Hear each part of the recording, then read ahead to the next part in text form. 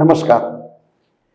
आज हमारे बीच में देश के एक प्रख्यात कार्डियोलॉजिस्ट डॉक्टर सतीश गुप्ता उपलब्ध हैं, जिन्होंने बहुत से रोगियों का इलाज किया। ऐसे ऐसे रोगियों का इलाज किया जो पहले कभी भी ठीक नहीं हो पा रहे थे, गंभीर से गंभीर बीमारियों से ग्रस्त थे, खासतौर से हृदय के रोगों के बारे में। लेकिन उन्होंने उनको जिस तरह से ठीक किया कि वो आजीवन ठीक हो गए। आज हम उसी के बारे में चर्चा करने के लिए इकट्ठा हुए हैं और मैं आपसे आज ये पूरी चर्चा करूंगा। डॉक्टर सतीश गुप्ता, ये बताएं, जैसे सभी डॉक्टर बनते हैं, एमबीबीएस करते हैं, एमडी करते हैं, आपने तो अपने जीवन में बहुत सारी दुश्वारियां भी देखी, एमडी डॉक्टर बन गए। उसके बाद फिर आपने आगे की यात्रा के बारे में क्या प्लान किया और कैसे आप आगे बढ़े? जैसे ही मतलब जो मुझे एजुकेशन तो थी, पढ़ाई तो मैं मेडिकल एजुकेशन को बहुत गहरे से समझ रहा था। एमडी भी हुआ, एमडी कर ली और एमडी करने के बाद एमडी कर मुझे मैंने बात की ना आपसे, जो जब मैं सेंटर में गए थे तो वहाँ एक नया फैक्ट पता लगा, जो हमारी जो बेटर हाफ है उनको भी बहुत अच्छा लगा कि truth, what is truth, truth of life, कि एक शरीर है, उसके अंदर एक आत्मा है। जैसे एक कार होती है, साथ में एक ड्राइवर होता है। कार ड्राइवर के बाद कार बेकार है, कार को चलाने वाला कौन है? तो उसमें यही था, समझ में आया, उसमें पहली बार समझ में आया कि जो आत्मा है वो शरीर को चला, और आत्मा के पास ऐसे तीन सूक्ष्म शक्तियां हैं, मन बुद्धि संस्कार, जिससे वो आत्मा शरीर के डिफरेंट ऑर्गन्स को, एनर्जीज को कंट्रोल करता है। और उसके बाद जो 7 एनर्जीज हैं, स्पिरिचुअल एनर्जी, आत्मिक ऊर्जाएं हैं, जो हर सेल को चलाते हैं। और जब आत्मा निकल जाती है कुछ भी काम नहीं करता है, एवरीथिंग सब डेड हो जाता है। तो ये बात बहुत अच्छी लगी। दूसरी बात जो मुझे वहाँ अच्छी लगी, क्योंकि इसका रिलेशन मेडिकल साइंस है, जो मैं कोरिलेट किया और उसके बाद लाइफ में आज तक यूज कर रहा हूँ। दूसरा, मन में ये लगता था कि जो हम पाप कर्म करेंगे, कि मुझे शायद मनुष्य होने के बजाय कुत्ता बनना पड़े, बिल्ली बनना पड़े, गधा बनना पड़े, घोड़ा बनना पड़े, कौन सी योनि में जाना पड़े। लिखा हुआ था गरुड़ पुराण में, ऐसा होता है, और भी शास्त्रों में लिखा हुआ, पढ़े हुए थे शास्त्र, तो डर लगता था। तो वहाँ जाके ये रियलाइज हुआ कि जैसा बीज वैसा फल होता है। कभी मनुष्य कुत्ता बिल्ली घोड़ा नहीं बनता है, मनुष्य जन्म ही प्राप्त होता है। तो जैसे कर्म उस मनुष्य योनि में ही उसको फिर वैसा भोगना पड़ता है। लेकिन उस जीवन में जिस तरह कर्म करेगा, उस तरीके के जीवन उसको वैसा ही मिल जाएगा। कुत्ते की तरह उसका जीवन, मनुष्य रहते हुए भी कुत्ते की तरह जीवन है। यस, मैंने देखा, मतलब उसमें बताया गया, घोड़े की तरह जीवन हो सकता है, हाथी की तरह, गधे की तरह, कोई शरीर मनुष्य का है, काम उसका वैसे हो जाएगा। सारा काम दूसरों से कराता हूँ, अपना हर चीज उससे दूसरे, तो मतलब मुझे क्या है, कुली वाला जीवन बिताना पड़ेगा। किसी को मैं कुछ नहीं देता हूँ तो मुझे कल मांगना पड़ेगा, तो लेता हूँ, देता है तो मुझे कल मांगना पड़ेगा। तो ये जो है मुझे समझ में आया कि मनुष्य ही महसूस कर सकता है दुख सुख को, जानवर एक्सप्रेस नहीं कर सकता, कि हम तो एक्सप्रेस। तो आपने अपने जीवन में जब मरीजों को देखना शुरू किया, तो कब अपने इस आध्यात्मिकता को मरीजों के ठीक करने में उपयोग करना शुरू किया? वो कौन सा समय था? मैं एमडी में गया था और उसके बाद जब मैंने देखा कि हमारे पास, मेरा एक एपिलेप्सी क्लिनिक होता था, क्योंकि मैंने उसके बाद लेडी हार्डिंग में आ गया। मैंने वहाँ एम्स लंबा समय नहीं किया, मैंने वहाँ से, क्योंकि मैंने देखा वहाँ पर बहुत हम काम तो कर रहे हैं, तो पेशेंट से एक्सपोजर बहुत हुआ था। तो 3 साल तक आपने वहाँ पर? नहीं, मैंने एम्स में कम दिन में, अगले साल फिर मैंने एग्जाम दिया। 8-7 महीने करने के बाद। अच्छा। तो मेरे वहाँ के जो प्रोफेसर थे, उन्होंने कहा डॉक्टर होता है, यू बी हियर, हम आपको यूएस में भेज देंगे, ऐसा करेंगे। तो मुझे समझ नहीं आ रहा था, I was not liking the place. Okay. तो फिर मैंने कहा नहीं, मुझे तो वहीं दिल्ली यूनिवर्सिटी में जाना। अच्छा। और मैंने फिर दोबारा से एंट्रेंस का एग्जाम दिया, रिजाइन करके 2 महीने और पढ़ा। ओके। दिल्ली यूनिवर्सिटी में एमडी मेडिसिन। तो यूसीएमएस में आपको एडमिशन मिल गया? नहीं, इसमें जो लेडी हार्डिंग, आरएमएल हॉस्पिटल। अच्छा, लेडी हार्डिंग, रामनवमी। और मैंने वहाँ से पढ़ाई शुरू की। और जैसे ही मेरी मैडम जो मुझे गाइड थी, वो बहुत अच्छी महिला थी। अच्छी मैंने, वो मेरे से बहुत उनका लवफुल अफेक्शनेट बिहेवियर था, और मैं बहुत सिंसियर तो था ही। मेरी वो गाइड बहुत खुश होती थी कि तुम इतना सारा कुछ संभाल लेते हो। तो मैडम का एक यूएजी स्टूडेंट भी थी, उन्हें वो एक एपिलेप्सी पर था। मेरी मैडम ने कहा था आप एपिलेप्सी क्लिनिक संभालो, क्योंकि मेरा थीसिस भी न्यूरोलॉजी में था। तो उन्होंने कहा एपिलेप्सी, और एपिलेप्सी के पेशेंट्स पर ही था। तो उन्होंने कहा कि आप बेटा ऐसे करो, आप ना एपिलेप्सी के मरीज हैं, इनके ऊपर हम लोग काम करेंगे। तो पीएचडी के स्टूडेंट को भी साथ में लगा दिया कि क्या हम क्योंकि एपिलेप्सी के लगभग 70% केसेस ऐसे होते हैं जो दवाइयों से काम कर ठीक हो जाते हैं, कंट्रोल हो जाता है। 30% patient in spite of polytherapy, मतलब पॉलीथेरेपी मीन्स 1 2 3 कई दवाएं मिलाकर एंटी एपिलेप्टिक ड्रग्स लेने के बाद भी वो ठीक कंट्रोल में नहीं है, सीधे कंट्रोल। तो मैं देखता हूँ यंग लड़के, यंग बच्चे, यंग लड़कियाँ intractable epilepsy intractable epilepsy cases होते थे। लगातार मृत्यु दौरे पड़ना, 20 साल का बच्चा, 25 साल का, 15 साल, 16 साल। मुझे बहुत दुख होता था इस बात को देख के कि हम क्या करें। तो वही मेरा हमेशा अट्रैक्शन तो था मेडिटेशन की तरफ। तो एक निर्मला देवी का सहज राज योगा होता था। अच्छा। तो वो मैं उसमें शुरू में मतलब वो मैंने पहले थोड़ा समझा हुआ था। अच्छा। तो अभी इस मेडिटेशन से पहले राजयोग में मैंने ब्रह्मा कुमारी के पहले, और वो पीएचडी स्टूडेंट भी और मेरी मैडम भी उससे थोड़ा प्रभावित थी। अच्छा। तो उसने कहा तुम ऐसे करो, ये सहज राजयोग आप शुरू करके इन पे प्रैक्टिस करके थे। तो मैं अपनी रेफरल हॉस्पिटल आर्मी का ना, हाँ, वहाँ पे ईईजी हो जाएगा। एआर हॉस्पिटल जो है, हाँ, आरआर हॉस्पिटल, उसमें जो है ईईजी हो जाएगा, सीटी स्कैन होगा पेशेंट्स का फ्री। और ये तुम जो है इससे कोलैबोरेशन करके हम लोग रिसर्च करेंगे। हालांकि अपना थीसिस भी कर रहा था इसके अलावा, ये आप ये भी करो। तो ठीक है मैडम। तो 1 बजे 2 बजे एपिलेप्सी क्लिनिक शुरू होता था, उससे पहले हम 1 से 2 महीने पेशेंट को 1 बजे बुला लेते थे जो इंट्रैक्टेबल केसेस। तो उनको मेडिटेशन कराना शुरू किया। अच्छा। सहज योगा। ओके। और मैंने उनको शुरू किया कि ऐसे आपको करना पूरा हफ्ता, अगले हफ्ते फिर आएंगे या 15 दिन के बाद आएंगे, फिर आप रिजल्ट देखेंगे। तो हम लोग सीटी स्कैन ईजी करते थे और वो चेक करते थे। तो वो सब करके हमने देखा कि अच्छी स्टडी आई जो इंटरनेशनल एपिलेप्सी कांग्रेस में हमने पेश की, प्रेजेंट की। और उसमें देखा कि हम सचमुच में जो ईईजी में परिवर्तन होता है और जो इंट्रैक्टेबल एपिलेप्टिक्स हैं उनकी फ्रीक्वेंसी कम हो जाती है। अच्छा। अगर वो मेडिटेशन करते, ड्रग लेवल्स भी कराते थे। ड्रग लेवल्स मतलब ड्रग लेवल एमआईसी लेवल में से भी ज़्यादा होने के बाद भी इफेक्ट नहीं होता था। अभी एमआईसी से भी नीचे में भी इफेक्ट आ रहा। अच्छा। तो ये मेरे को अच्छा लगा, अच्छी स्टडी। इसने आपको प्रभावित किया कि अगर कोई ध्यान करता है, मेडिटेशन करता है, तो ड्रग का डोज भी कम हो जाता है और एपिलेप्सी का एपिसोड भी कम हो जाता है। मेरे को अच्छा एक रिजल्ट, अच्छी उसकी मतलब एडवर्टाइजमेंट हुई। वो स्टडी फिर बाद में यूएस में रिपीट हुई। अच्छा। पैट स्कैन के साथ। अच्छा। उन्होंने फिर बाद में रामचंद्रन एट ऑल ने स्टडी की थी, तो पब्लिश हुई, तो बहुत फेमस हुई थी स्टडी। ओके।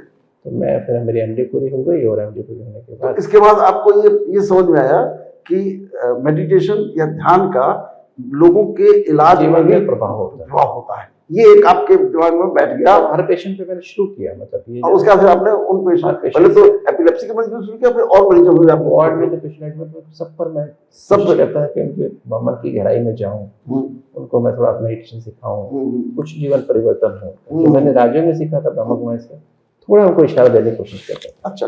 तब जब टाइम मिलता, हालांकि लाइफ बहुत बिजी होती थी, क्योंकि हम कोशिश करते थे। तो थे एमडी पूरे होने के बाद फिर जो है मैंने अपना, क्योंकि वो तो था ही, फिर मैंने सोचा कि भी मेरे को, मैंने डीएम का एग्जाम, डीएम एंट्रेंस का एग्जाम, मैंने कहा डीएम मुझे मिल जाए, डीएम कार्डियोलॉजी करूँ या डीएम न्यूरोलॉजी करूँ, दोनों के एग्जाम दिए। मतलब एक ही एग्जाम होता है, ऑप्शन होती है, तो मैंने एग्जाम दिया, तो मेरे दोनों में सिलेक्शन हो गया। अच्छा। मैं दोनों में, मतलब मेरा रिटन पास हो गया, प्रैक्टिकल भी पास हो गया। और जिस दिन मुझे मेरे पर डीएम कार्डियो में इंटरेस्ट था, जिसमें ज्वाइन करने वाला था, उस दिन क्या हुआ कि मेरे फादर ने, मेरे उस दिन क्या था कि मुझे सुबह, क्योंकि मैं, हम ब्रह्म में मेडिटेशन करते हैं 4 बजे, तो मैं जो है उस दिन बैठा मेडिटेशन करने 4 बजे, तो मुझे अंदर से क्लियर वॉइस हो रही है कि बच्चे तुम ये डीएम नहीं ज्वाइन करो। अच्छा। हालांकि मैंने बहुत दिल से एग्जाम दिया था, 6 महीने घर में बैठ के, एक मैरिड व्यक्ति घर में 6 महीने बैठ के तैयारी करे, और फिर उसके बाद सबकॉन्शियस लेवल से आपको मैसेज मिला कि मत ज्वाइन करो। हाँ, ज्वाइन नहीं करो, ये आपके लिए, ये नहीं ज्वाइन करो। अभी क्या करें, मैं तो सुबह से उठा तो मैं इसी कैसे करूँ, कैसे पेरेंट्स को बताऊँ, कैसे वाइफ को बताऊँ कि मैं डीएम नहीं ज्वाइन नहीं करूँगा आज। तो मैं मदर के पास, सबसे पहले परमात्मा की ये टचिंग थी कि नहीं, आप पहले सबसे पहले अपनी मदर के पास जाओ। अच्छा। तो मदर के पास गया सुबह उठ के, तो मैंने कहा माता जी, मम्मी ऐसे हमारी ये डीएम ना, मतलब मुझे करने का दिल नहीं हो रहा। बेटा तुम तैयारी तो अच्छी की थी, सिलेक्शन भी हो गया, पर मैं तो तुम्हें पहले ही कहती हूँ, तुम क्यों इतना पढ़ते हो, और 2 साल पढ़ोगे तब 2 साल की डीएम, अब 2 साल कैसे पढ़ोगे, चश्मा वैसे लगा हुआ है, अब मुझे चश्मा लगा हुआ था अच्छा। और नंबर बढ़ गया था तैयारी के एमडी के दौरान, नंबर बढ़ गया तो तुम्हारा नंबर भी बढ़ता जा रहा है और तुम फिर पढ़ने के लिए एग्जाम दे रहे हो, फिर जाके 2 साल फिर यहाँ घर से दूर जाने वाले हो, तुम नहीं जाओ, मैं तो चाहती कि तुम नहीं जाओ, छोड़ो एमडी तुम बहुत पहले एक्सपर्ट हो। तो मदर का सहयोग मिला, मदर का सहयोग मिलने के बाद फिर वाइफ से बात की तो वाइफ ने यही बात कही, मैं तो कहती हूँ क्यों आगे पढ़ते हो, क्यों अपना दिमाग खराब करते हो पढ़ाई करके, कहाँ जाएंगे पढ़ाई करके, सिंपल लाइफ जियो, सरल रहो, मस्त रहो। बाबा भगवान भी मिला है आपको, परमात्मा को ज्ञान मिला है, समझ मिली है, तो उसको आप समझिए, आगे बढ़िए। तो पिताजी से हम डरते थे, पिताजी फिर दोनों को साथ लेके उनके पास गए। तो पिताजी को फिर कहा कि पिताजी ऐसे बात है, मैं तो पहले ही कह रहा था तुमको, वो पहले से तैयार थे कि आप जो है अपना काम में आ जाइए आगे, बजाय इसके कि आप आगे क्यों पढ़ते हो, तो तुम्हारी तो एमडी हो गई, बहुत तुम्हारी एमडी की तो एमडी हो गई ना, अभी क्या करने। तो मैंने ज्वाइन नहीं किया। अब जैसे ही मैं फिर उसके बाद एक कॉन्फ्रेंस थी, कार्डियोलॉजी कॉन्फ्रेंस, और मुझे जैसे कॉन्फ्रेंस में गया तो मुझे वहाँ पर उस कॉन्फ्रेंस में एक डॉक्टर मिले जो गंगाराम के थे, उनसे बात हुई कैसा ऐसे मेरे को, तो मैं डीएम का मैंने ज्वाइन नहीं किया और तो मैं चाहता हूँ बट मतलब कार्डियोलॉजी के बारे में सब जानूँ, एमडी मेडिसिन तो हो गई, आप आ जाओ हमारे यहाँ ज्वाइन कर लो। अच्छा। तो हमारे यहाँ सीखो, हम आपको नॉन इन्वेसिव कार्डियोग्राफी, टीएमटी सब कुछ अच्छे से सारी ऑल्टर सब सिखा देंगे अच्छे से, और जो भी आपको सीखना चाहते हैं। बिल्कुल। मैंने ज्वाइन कर लिया सामने से, अच्छा इन्फॉर्मेशन मिली तो मैंने ज्वाइन किया, सब सीख के एक्सपर्टीज आ गई। कितने दिन रहे उनके पास? लगभग 1 साल के। अच्छा। फिर मतलब तो किया, वो करने के बाद फिर मेरा हुआ कि भैया आगे क्या करें, वो तो कर लिया, फिर मैंने शुरू कर दिया इकोकार्डियोग्राफी करना टीएमटी अपनी प्रैक्टिस में।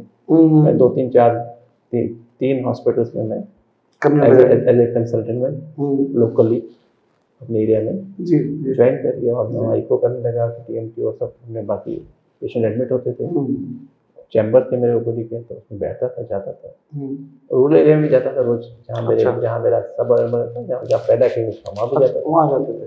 वो मेरे से 20 किलोमीटर दूर था, वहाँ भी रोज जाना था, वहाँ भी बहुत पेशेंट थे। अच्छा। तो ये भी काम कर रहा था, चल रहा था। अच्छा, फिर उसके बाद जो है फिर मैंने ये करते करते, और फिर मेरे को एक दिन ऐसे ही मैं कॉन्फ्रेंस में गया था किसी, तो मुझे स्कॉट से मतलब वहाँ के उनके डायरेक्टर आए हुए थे, अच्छा। उससे मेरी बात हुई। तो उन्होंने कहा डॉक्टर उत्तम why don't you come and join us, तो ज्वाइन कर लिया जाकर। तो स्कॉट्स आपने ज्वाइन कर लिया अल्टीमेटली? फिर वहाँ पे एक मैंने शुरू कर दिया, वहाँ से एक्सपोजर मिलना शुरू हो गया। तो इस तरह से मैंने कर। तो कितने साल रहे स्कॉट्स में? लगभग 1.5 साल के। अच्छा। इसी 91 में? नहीं, 1994 की बात है। 94 की बात है। ये 90 बीच में मैंने कहा था, मैंने पहले वो गंगाराम का किया, फिर 2-3 साल प्रैक्टिस के बीच में अपने आप, और फिर ये वहाँ का मिल गया। तो फिर मिला, तो वहाँ से मैंने देखा कि जब हम लोगों के इंटरवेंशन करते थे ना, स्टेंट लगाते थे, इंटरवेंशन MI से लोग आते थे हार्ट अटैक से, तो उनकी एंजियोग्राफी करते थे, स्टेंट लगाते थे और लोगों को स्टेंट लगा भेजते थे। मुझे याद है उनको डिजीज़ 40 से पहले आनी शुरू हुई, ऐसे पेशेंट 35, 36, 37 के लोगों को हार्ट अटैक आ रहे थे। ऐसा नहीं कि लोग बहुत ओबीज हैं, डायबिटीज़ है, ब्लड प्रेशर, उसके बगैर भी स्मोकर्स हैं, ऐसे भी नहीं, नॉर्मल आदमी को without any conventional risk factor, उनके बगैर भी उनको हार्ट अटैक आ रहे थे। और हमने इंटरवेंशन करके भेजा। मुझे एक पेशेंट का बहुत अच्छे से याद है कि जिसने मेरी लाइफ बदली। 36 साल का था, उसकी वाइफ थी, उसका एक बेटी थी 4-5 साल की, एक गोदी में बच्ची थी, वो शायद 9 महीने की 10 महीने की होगी। तो वो जो है जब हमने उसकी एंजियोग्राफी, हार्ट अटैक आया, हमने एंजियोग्राफी को देखा, उसमें एक 80% ब्लॉक था LED में, और एक 30-40% का ब्लॉक था LCX में, लेफ्ट सर्कम्फ्लेक्स पीछे वाले हार्ट के पीछे जो आर्टरी होती है। तो हमने कहा भाई ये तो मैंने ही बताया उसकी वाइफ को, ऐसे ऐसे है, आपके हस्बैंड को ये प्रॉब्लम है और इसको हार्ट अटैक आने का कारण यही है, और इसको नहीं करेंगे तो जान का खतरा है, बिल्कुल इसमें स्टेंट लगाना पड़ेगा, और इसके इतने पैसे लगेंगे, इतने पैसे जमा करा देंगे। तो उसने मुझे कहा डॉक्टर साहब आप कुछ भी हो, मेरे पति को बचाए, मेरा कोई घर में है ही नहीं, मेरे घर में कोई भी नहीं है, ये नहीं रहेंगे तो मैं क्या करूँगा। बिल्कुल सही बात है। तो आप बहुत सारे परिवारों में ऐसे ही होता है। छोटा परिवार उनका था, उन्होंने कहा डॉक्टर साहब कैसे भी करिए, तो मैं कल पैसे जमा कराऊंगी। मुझे नहीं बताया उनको प्रॉब्लम है पैसे की, तो उन्होंने कहा मैं पैसे कल जमा करा दूँ, कल कर दीजिएगा प्लीज़। तो उसने कल नेक्स्ट डे पैसे जमा करा दिए और हमने इंटरवेंशन के लिए स्टैंड लगा दी, 2.5 लाख रुपये उसने खर्च कर दिए जमा करा स्कॉट्स में। जमा कराते अगले दिन हमने 2.5 लाख का उस समय रेट था, तो हो गई इसकी इंटरवेंशन करके सिविल के चला गया पेशेंट। लगभग 4 महीने बीते थे, दोबारा से उसको फिर हार्ट अटैक में, हार्ट की प्रॉब्लम, छाती में दर्द घबराहट हुई, आया हमारे पास ही वापस आया और हमने उसकी दोबारा से उसको मैनेज किया, फिर एंजियोग्राफी की अगले दिन।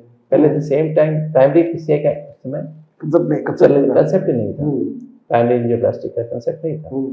तो फिर अगले दिन एंजियोग्राफी की पता लगा तो वो स्टेंट बंद हो गया था पूरा, 100% बंद हो गया। अच्छा, इंस्टेंट स्टेनोसिस हो गया था और जो 40% था 80% हो गया था, एक और आरसीएम भी 60% ब्लॉक आ गया था। अच्छा, तो हमने कहा भाई अभी राउंड पे जाते हैं ना हम लोग, जो डॉक्टर्स की टीम जाती है, तो हमने कहा डॉक्टर, हमने कहा देखिए ऐसे ऐसे आपके स्टेंट बंद हो गया और 2 नए ब्लॉक भी आ गए, या तो 2 में स्टेंट डालने पड़ेंगे या तो हमें बाईपास करना, तभी लाइफ बचेगी। हम तो राउंड पे बता के आ गए और अपने ड्यूटी रूम में जैसे आए तो उस पेशेंट ने अपनी वाइफ को मेरे पर भेजा, फिर डॉक्टर साहब को बुला के लाइए, डॉक्टर साहब थे, पहचानते थे, मैं थोड़ा डिफरेंट था वो से, बिल्कुल सही बात है। तो उनको बुला के लाइए, मैं गया डॉक्टर साहब आपको याद है 4 महीने पहले मैं जो ऐसे से मुझे तकलीफ हुई थी और ये हुआ था, कुछ याद तो आ रहा है क्योंकि आपकी 2 बच्चियाँ हैं, उसको देख के मुझे आपका याद है कि अलग था और उससे अलग था, छोटी छोटी बच्चियाँ हैं। कहते हाँ, तो मैंने आपको पता कैसे मेरी एंजियोप्लास्टी हुई? हमारा 4-5 लाख का घर वाइफ ने मुझसे बिना पूछे रातों रात 3 लाख में बेच दिया प्रॉपर्टी डीलर्स को। जीवन बचाने के लिए आदमी सब कुछ करता ही है, तो हमने बेच दिया और घर जो बेच करके और 2.5 लाख यहाँ जमा करा दिया और 4 महीने हो गए मैं घर में ही बैठा हूँ, कोई काम भी नहीं कर पा रहा, काम नहीं कर पा रहे, कुछ भी नहीं, और जो पैसे थोड़े बहुत बचे थे दवाइयों में और खर्चे में खर्च हो रहे हैं। इतने मुश्किल से कुछ पैसे बचे होंगे 10-15 हज़ार, वो भी खर्च हो रहे हैं। तो अब मैं क्या बेचूं? पत्नी के पास गहने भी नहीं, बच्चे छोटे, मैं क्या बेचूं? मेरे पास कोई जवाब नहीं था। तो इस हृदय विदारक घटना ने आपके जीवन को प्रभावित किया? बस तुरंत मैं वहाँ से डॉक्टर से बिना कुछ कहे मैं लाइब्रेरी में गया। अच्छा, लाइब्रेरी में गया और हमारी लाइब्रेरी बहुत अच्छी थी, वेल इक्विप्ड थी, लेटेस्ट जर्नल सर्कुलेशन और American heart journal, European society of cardiology journal, सब अच्छे अच्छे जर्नल्स वहाँ होते थे, लेंसेट, नेचर, हम पढ़ते थे रेगुलर। और किंतु हम वही पढ़ते हैं जो हमारे काम की रूटीन की चीज़ें होती हैं, जो हम कैसे इंटरवेंशन करनी है, कैसे हार्ट अटैक को मैनेज करना है, कैसे एरिथमियाज को मैनेज करना है, बिल्कुल सही बात, वही पढ़ेंगे और बातें बहुत सारी होती हैं देखते हुए। तो उस दिन मेरा मन परेशान था, तो मैंने ढूंढा, वो बाकी आर्टिकल्स तो बेकार, मैंने कहा ऐसा कुछ है जो कि आदमी को दोबारा से 4 महीने में उसकी स्टेंट बंद हो गया, 40% 80% हो गया, एक नया ब्लॉक आरसी में आ गया, क्यों आया? ऐसी क्या घटना हुई जो उसके 35 साल में नहीं हुई, 30 साल में नहीं हुई, वो 3-4 महीने में हो गई? मैंने देखा तो लिखा जो टाइप ए बिहेवियर वाले लोग होते हैं, प्रेशर में रहते हैं, टाइम का प्रेशर, काम का प्रेशर, परफेक्शन का प्रेशर, हमें जल्दीबाजी में रहते हैं, टाइप ए नेचर के लोग एग्रेसिव होते हैं, उसको 3 गुना अधिक हार्ट अटैक होते हैं, और उसमें जो सेंसिटिव होते हैं उनको और ज़्यादा होते हैं, जो हॉस्टाइल होते हैं उनको और ज़्यादा होते हैं। तो ये जो आपको फैक्टर पता चला कि इस तरीके के जो पर्सनालिटी के जो लोग हैं, इनमें हार्ट अटैक बहुत जल्दी नहीं पड़ता है, गुस्सा अधिक करते हैं उनको 3.5 गुना अधिक हार्ट अटैक, जो उदास हो जाते हैं अपने बात में उनको 5 गुना अधिक हार्ट अटैक। जो मतलब जब भी हम कुछ ऐसी नेगेटिव टेंडेंसी, जल्दी चिंता, गुस्सा करते हैं तो हमारा एंडोथेलियम खराब होता है। एक ऐसी स्टडी भी थी, प्रोलॉन्ग्ड एंडोथेलियल डिसफंक्शन होता है और उस समय हमारी आर्टरी ब्लॉक होती है because of this abnormal behaviour. This abnormal behaviour. अगर अपने मन की बातें शेयर नहीं करते हैं, मुझे टेंशन है, मैं ना अपने दोस्तों से शेयर करता हूँ, ना वाइफ से शेयर करता हूँ, ना बच्चों से शेयर करता हूँ, तो वो मुझे मेरे चांसेस ऑफ हार्ट अटैक ज़्यादा बढ़ जाते हैं, ट्रिगर होने के चांसेस, बिल्कुल आइसोलेशन जिसे कहेंगे। तो ये बहुत कहावत नहीं, अगर दिल खोल लिया होता यारों से तो ना खोलना पड़ता हज़ारों से। मतलब ये जो आपने घटना बताई बहुत सारे लोगों के जीवन में, डॉक्टरों के जीवन में अक्सर ही आती रहती है कि लोग हार्ट अटैक हुआ, दवा कराई, एंजियोप्लास्टी करी या CABG हुई, उनको बार बार कई 2-3 स्टेंट पड़ जाते हैं, लेकिन कभी भी किसी के डॉक्टर 10-12 मेरे पास बराबर 13-14 स्टेंट। लेकिन किसी भी डॉक्टर के मन में ये ख्याल नहीं आता है कि ऐसा हो रहा है तो क्यों हो रहा है और क्या इसको हम रोक सकते हैं, क्या इसको प्रिवेंट कर सकते हैं। ये जो बात आपके मन में आई, इसका क्या कारण था? इसका कारण यही था कि क्योंकि मैं देख रहा था लोगों को, क्योंकि सबसे मेरे सामने पेशेंट तो और भी आए थे ऐसे वाले, जिसने पर किसी ने मेरे को ऐसा नहीं कहा था कि मैं क्या बेचूं। हाँ, किसी ने मेरे से ऐसी इंटरेक्शन नहीं हुई। मतलब उस पर्टिकुलर मोमेंट में आपके दिमाग में एक ऐसी घटना घर कर गई कि मैंने कहा भगवान कि अब इसका क्या क्या निवारण करें। मैंने भगवान तुम्हारी दुनिया में क्या बिना पैसे कुछ काम नहीं होता क्या? लोग जीने का हक नहीं क्या? हाँ। ऐसा तो नहीं हो सकता तुम्हारी दुनिया में। कोई तो तरीका होगा कि लोग जिंदा तो उसके बाद भी रहते होंगे। तो फिर आपके जीवन में क्या परिवर्तन आया? तो बस मैंने ये था कि उसके बाद एक स्ट्रेस एंड हार्ट डिजीज पे एक लेक्चर तैयार किया। एक लेक्चर तैयार किया, स्ट्रेस एंड हार्ट डिजीज आपने तैयार किया? CAD। ओके। ये स्ट्रेस का क्या रोल है CAD। ओके। और मेडिटेशन में करता ही था। मैं देखता था कि अगर सचमुच में ये जो स्ट्रेस थी मेरे अंदर भी थी, बचपन से थी। बचपन से मैं trained by circumstances to have that stress, and I was under those type of stress, anxiety, sensitive emotional behavior, isolation, अपने मन की बातें शेयर न कर पाना, प्रेशर, परफेक्शनिस्ट था, तो सब बातें मेरे अंदर थी। तो मैं तो खुद देख रहा था कि then I'm also candidate for RTC। उसके अनुसार एज पर देयर जो आप पढ़ रहे थे आपको अपने ऊपर भी लग रहा था ये तो ऐसा भी है, मेरे साथ भी तो मेरे को भी हो सकता है कि मेरे को भी ऐसा है। तो मैंने एक लेक्चर तैयार किया, let us go and present with different people, different gatherings में प्रेजेंट करूंगा, डॉक्टर्स की गैदरिंग में। तो मैंने वो लेक्चर तैयार किया और मेडिटेशन में देखा, मेडिटेशन करने के बाद ब्रह्मा कुमारी का 86 से जब मैंने शुरू किया, मेरे अंदर कुछ परिवर्तन आया। जबकि मैं जो साइंस के आर्टिकल्स पढ़ता, साइकोलॉजी में पढ़ता था, वो ये था कि एक बार आपकी पर्सनैलिटी फॉर्म हुई, then you can not change it. But मैं राजू का मेडिटेशन देखा तो मेरी लाइफ लगातार बिहेवियर बदल, बार बदल रही थी अपने जीवन, रोज बदला। मैं उसको जितना कर रहा था सिंसियरली, उतना मेरे अंदर परिवर्तन चेंज। मैं this is very good matter. और मैं फिर अमृत ब्रह्म मुहूर्त में मेडिटेशन करता हूँ, उसमें मुझे परमात्मा से इंटरेक्शन होती है, उसमें मुझे लगता है this is the answer, I can change it. तो ये इस तरीके के जो मरीजों को देखा और जो आपने अनुभव किया, ये आपके अंदर धीरे धीरे स्वयं परिवर्तन ला रहा था कि अगर हम ये ध्यान की विधि अपनाएं और लोगों को डिफरेंट तरीके से जीने का तरीका सिखाएं, तो हो सकता है उनके डिजीज पैटर्न में परिवर्तन आ सकता है। मुझे याद है 27 फरवरी की बात है, 95 की बात है, और उस दिन मुझे सुबह सुबह ब्रह्म मुहूर्त में क्लियरमाइंस हुई कि डिजीज ऐसे होती है, आर्टरी के ब्लॉक्स ऐसे बढ़ते हैं, और ये फैक्टर्स कैसे बढ़ाते हैं, क्या मैकेनिज्म क्या है, और कैसे ट्रिगर होता है हार्ट अटैक। क्योंकि एक हार्ट अटैक होना और एक आर्टरीज डिजीज होना, मतलब ब्लॉक्स होना, ऐसे बहुत सारे पेशेंट्स होते हैं जिनको कोई प्रॉब्लम नहीं होती उनका। हम कंप्रिहेंसिव कार्डियक चेकअप प्रोग्राम होता था हमारा एस्कॉर्ट, मतलब दिल्ली के एक बड़े अस्पताल में। उसमें जो है हम ये देखते थे कि वहाँ पर हम जो कार्य कर रहे थे, कि उसमें हम जब करते थे, पेशेंट का TMT पॉजिटिव आया, पेशेंट एसिम्प्टोमेटिक है, क्रिकेट खेलता है, बैडमिंटन खेलता है, लॉन टेनिस खेलता है, कुछ भी तकलीफ नहीं है, और एंजियोग्राफी किया तो उसके मल्टीपल ब्लॉक्स हैं, और तीनों आर्टरी में ब्लॉक है, डिफ्यूज डिजीज है, और उसकी इजेक्शन फ्रैक्शन नॉर्मल है 60%, और आज तक हार्ट अटैक कभी नहीं हुआ। तो एक आदमी की जिसकी हमने एंजियोग्राफी की सिर्फ एक 70-80% ब्लॉक है एक आर्टरी में, उसकी हार्ट की इजेक्शन 20% है, 25% है, और किसी की आर्टरीज में इतने सारे ब्लॉक हैं तो भी हार्ट अटैक नहीं आया, और किसी की एक पहली बार हुआ और वो हार्ट अटैक 30-40% ब्लॉक। तो इसका क्या कारण आपको नजर आया? हाँ, तो ये जो है मेरे मन में एक क्वेरी रहती थी हमेशा, मैं हमेशा इंटरोगेटिव था, हमेशा सब बचपन से ऐसी था। तो मैंने वो लेक्चर तैयार करके मैंने एक DMA कॉन्फ्रेंस में, DMA के दिल्ली मेडिकल एसोसिएशन के एक सेशन था, एक सेंटर पे, ब्रह्मा कुमारी सेंटर, तो वहाँ पर मैंने बात की। मुझे याद है वो दिन था 6 मार्च 1995, सैटरडे का दिन था। ठीक है। मैं वहाँ पर लेक्चर दिया, तो मुझे याद है कि हम लेक्चर दिया और मैंने 45 मिनट्स में टॉक दी, और उसने बताया, शेयर किया कि ऐसे होता है। तो सब लोग चले गए, सुन के सब ने क्वेश्चन पूछे, थोड़े बहुत मैंने आंसर दिए और सब चले गए।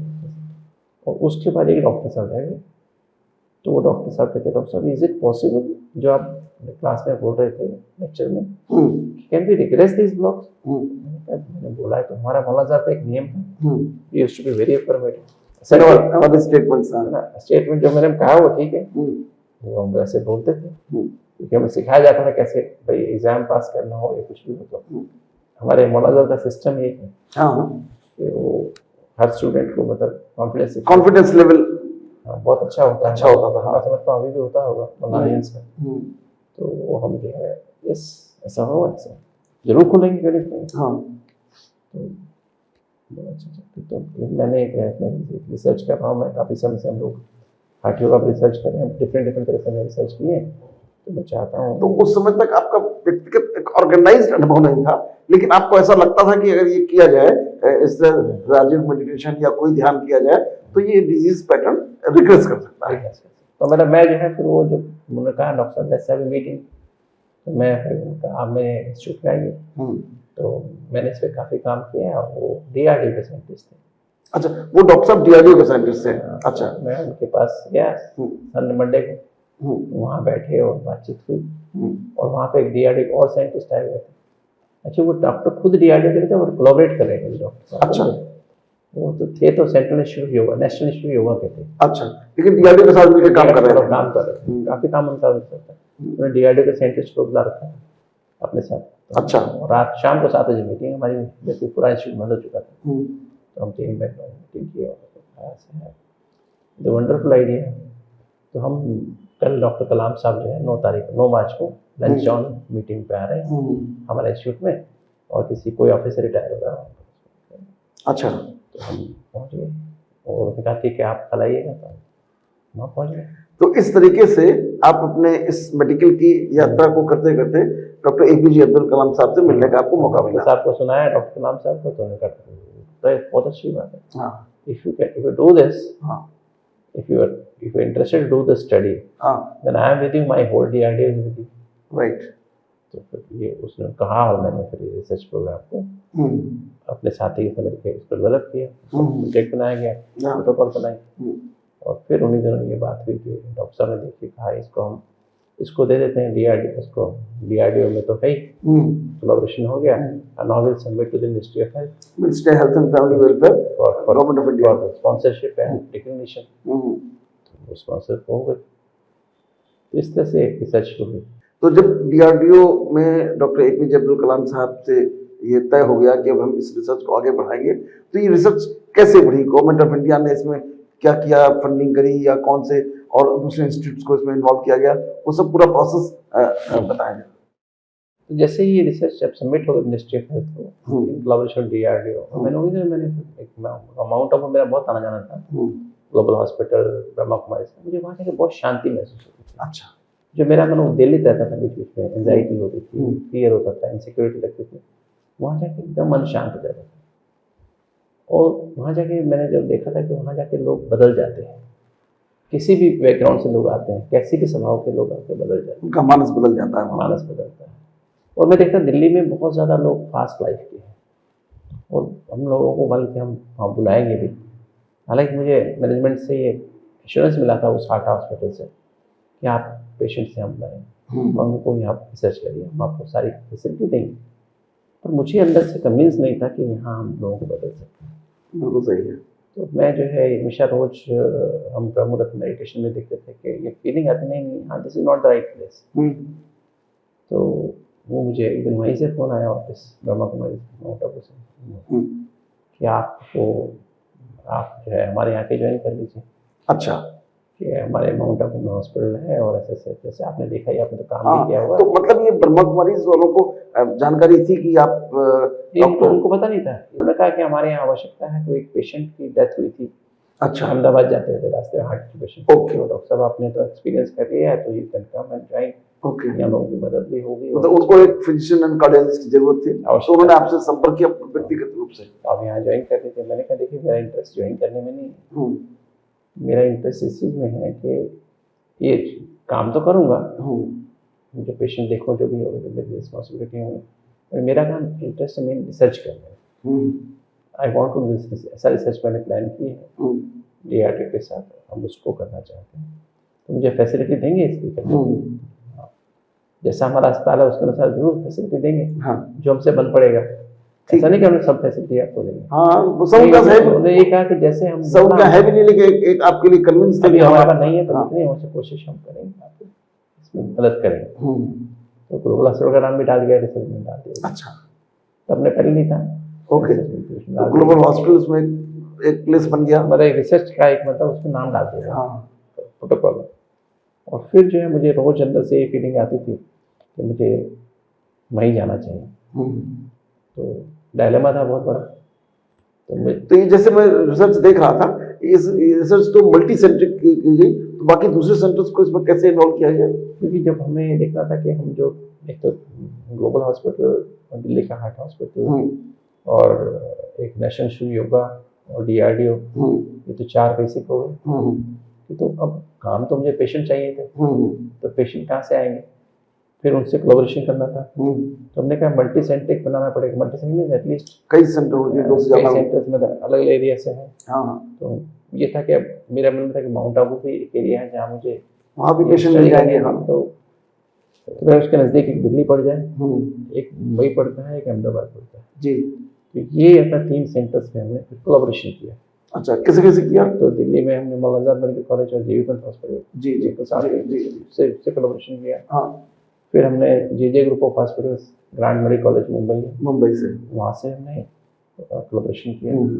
और तीसरा फिर जो BJ मेडिकल कॉलेज है ना जो अहमदाबाद में, साथ में UN Mehta institute of cardiology, तो उनसे कोलैबोरेशन किया। ये सभी देश के प्रख्यात कार्डियोलॉजी के हॉस्पिटल्स थे, टर्शियरी केयर हॉस्पिटल, जहाँ से आपने इस स्टडी को कंडक्ट करने की कोलैबोरेट किया। हमें पेशेंट यहाँ से पेशेंट रेफर होंगे और हम उनको यहाँ पे स्टडी करेंगे and will see the effect of this meditation on lifestyle, meditative lifestyle, Rajyoga meditative lifestyle, ये हम देखेंगे इफेक्ट ऑफ। तो उसमें हम देखेंगे। तो हमने जब ये चला गया तो मुझे अंदर से, क्योंकि मेरे फादर को पैरालिसिस का अटैक अच्छा आया हुआ था, ही वाज बेडरिडन। कब मतलब उन दिनों की बात है, 95 में। अच्छा, तो ही वाज बेडरिडन और मैं ही केयर करता था। हाँ। तो मैं जब मुझे दिल तो थी जाने की, मेरे फादर से कहने की हिम्मत नहीं थी कि मैं माउंट आबू जाऊँ। अच्छा, बट नेचुरल है, क्योंकि वो उनको पैरालिसिस का अटैक आया हुआ है और आपको उसी समय ये रिसर्च कंडक्ट करनी थी। तो 11 तारीख मुझे याद है, 11 अप्रैल की बात है। 11 अप्रैल को मैंने फादर को प्रोटोकॉल दिया। तो मैंने बताया फिर इंटेलिजेंट, तो देखा बेटा ये तो बहुत अच्छी बात है, ये तो बहुत बड़ी रिसर्च है, इससे लाखों लोगों को फायदा होगा। तो बेटा रिसर्च करना चाहते हो, जैसे अच्छे इंस्टीट्यूट आपने किए हैं, पर इसको भाप गए मेरे अंदर से कि ये दिल है, वहाँ जाके करो। उसने कहा देखो बेटा, मुझे तो 1 साल से मैं बिस्तर में पड़ा हूँ, मैं तो 1 महीने में 15 दिन में जाने ही वाला हूँ, जाना ही है, अब क्या करूँगा दुनिया में रहकर, शरीर काम नहीं साथ देता नहीं है, तुम चले जाओ माउंट आबू, वहाँ जाकर रिसर्च करो, लाखों लोगों को फायदा। तो मतलब उनका भी, इनकी भी भावना बड़ी महान भावना है, बीमारी के बावजूद कि इतने गंभीर रूप से बीमार होने के बाद भी जब आदमी घर वालों को पकड़ता है कि नहीं तुम लोगों को कहीं जाओ नहीं, अभी पता नहीं कितना टाइम बचा है, तब उस समय उन्होंने आपको ये कहा कि आप जाओ और जाकर के लोगों की सेवा करो और लोगों के दर्द को दूर करो। ये बहुत बड़ी बात है। तो उन्होंने जब ये कहा तो मेरी हिम्मत आई, उससे पहले हिम्मत नहीं थी, कहने की भी हिम्मत नहीं थी, किंतु वो फिर मैंने जब जाकर के जिसका सारा इंतजाम किया कि अपना सारा वहाँ से शूट करना, यहाँ से वहाँ शूट करना, 14 तारीख की टिकट कराई, 3 दिन के बाद टिकट मिली रेलवे की, और एक ट्रक किया, जो इम्पोर्टेंट सामान था वो माउंट आबू शिफ्ट करने के लिए। तो 14 को हम यहाँ से निकले जी, और 15 ट्रक भी यहाँ से रवाना किया, और 15 को सुबह माउंट आबू 15 अप्रैल 95 को माउंट आबू पहुँचे। तो आप देखिए 9 मार्च 95 और 15 अप्रैल 95, मतलब आप देखिए, मतलब इस तरीके से 1.5 महीने में ही सब कुछ छोड़ दिया। इस तरीके से बाबा ने आपको पूरी एक प्रक्रिया के तहत एक जो राजयोग मेडिटेशन जो आप करना चाहते थे अपने बचपन से और लोगों के इलाज में उसका उपयोग करना चाहते थे, आप वहाँ उस संस्थान में पहुंच गए। मतलब गॉडली प्लान कैसे था? ये बस एक ईश्वरीय प्लान कहा जा सकता है। बहुत मुश्किल है ऐसा सोच, और ऐसी सोच होना और इस तरीके से प्लान करना, ये सब कुछ छोड़ छाड़ करके आप चला गए। और ये वाइफ के साथ और बेटे के साथ ये एक बात इंडिकेट ये करता है कि आपके जीवन में अपने लिए स्वार्थ पूरा कुछ नहीं था। आपने जे वन से सोच रखा था कि हम दूसरों के कल्याण के लिए कैसे काम करें, कैसे भला करें, ये भावना थी जिस वजह से आप वहाँ पहुंच गए। नहीं तो सामान्यतः आज की तारीख में जिस तरीके के लोग डॉक्टर बनते हैं, वाइफ ने बहुत सहयोग दिया। हाँ नहीं, सहयोग बट नेचुरल उनका सहयोग ना हुआ होता तो आप जैसा जा ही नहीं पाते।